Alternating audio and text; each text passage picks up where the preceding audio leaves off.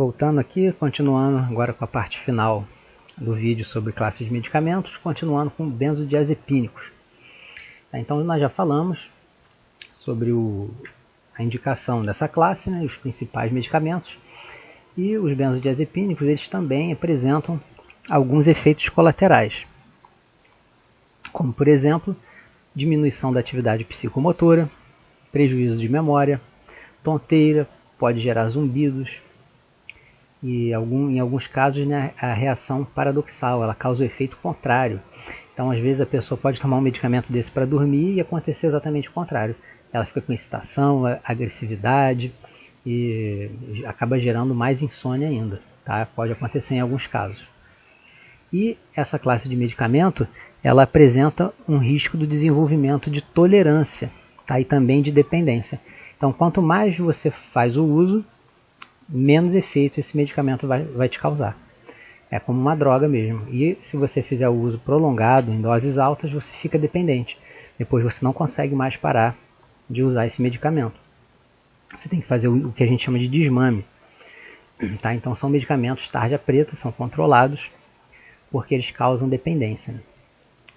A maioria dos medicamentos ali que agem no sistema nervoso e que podem causar dependência, eles são tarjas pretas.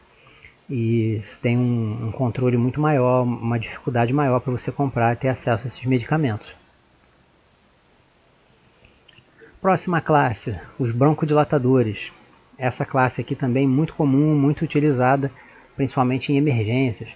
Pessoas que chegam com crises respiratórias, de bronquite, de asma, tem que fazer o uso de broncodilatadores. Tá? Então eles vão promover a dilatação dos brônquios, e são usados aí no caso de DPOC, né? Principalmente de bronquite, de asma e casos também de efizema. Existem vários medicamentos dessa classe e aqui vamos citar os principais. Né? A gente tem aí o Berotec, o Atrovent, que são usados em emergência. Temos o Aerolin, temos a aminiofilina. Aí o principal efeito colateral dessa classe de medicamento é a taquicardia. Ela provoca uma aceleração dos batimentos cardíacos. Tá? Então, se você for administrar um medicamento desse numa pessoa que já tem algum problema aí de arritmia, ou tem algum problema cardíaco, isso tem que ser levado em consideração. Tá? Então, esse efeito colateral é o principal dessa classe de medicamento. A próxima classe são dos cardiotônicos, ou também conhecido como digitálicos. Esses medicamentos eles atuam ali aumentando a força de contração do coração. E eles são usados nos casos em que o paciente tenha insuficiência cardíaca congestiva, ou seja, a ICC. Isso acontece quando o coração não consegue mais bombear o sangue como deveria. Tá? Então o paciente tem essa debilidade no coração, geralmente devido a um AVC. Então ele vai ter que fazer o uso da digoxina, que é o principal medicamento dessa classe.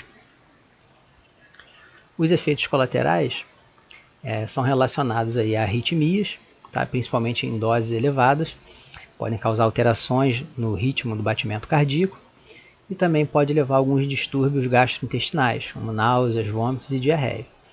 Pode ocasionar também distúrbios visuais e alucinações. Tá? E também são relatados agitação e convulsão. Próxima classe são os hipoglicemiantes orais. Eles são usados em pacientes diabéticos, principalmente diabéticos do tipo 2, tá? Pacientes que não usam insulina. Nós temos aí a metformina, que é o Glifage, temos a glibenclamida e a repaglinida, tá? São exemplos, sendo que a mais conhecida é a metformina.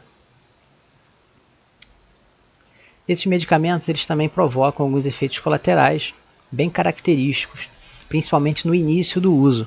Tá? Os pacientes costumam relatar principalmente ali, diarreia, vômitos, dores na barriga, perda de apetite, mas o principal mesmo é a diarreia e essas dores abdominais, tá? Principalmente nos primeiros dias, nas primeiras semanas de uso.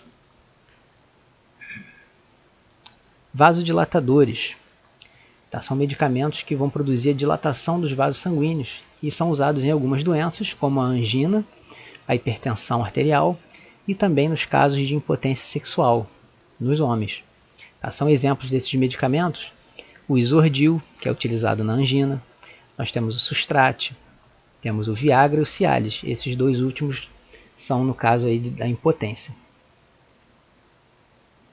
O Captopril também é um vasodilatador, ele poderia se encaixar aqui nessa classe de medicamentos. Tá, então o efeito colateral não existe nenhum muito importante, como eles provocam uma vasodilatação, eles podem levar a uma queda rápida da pressão arterial. Então só tem que ficar atento quanto a isso. Então pessoal, nossa aula vai ficando por aqui. Qualquer dúvida vocês deixem lá no chat que eu respondo assim que eu puder. Um abraço.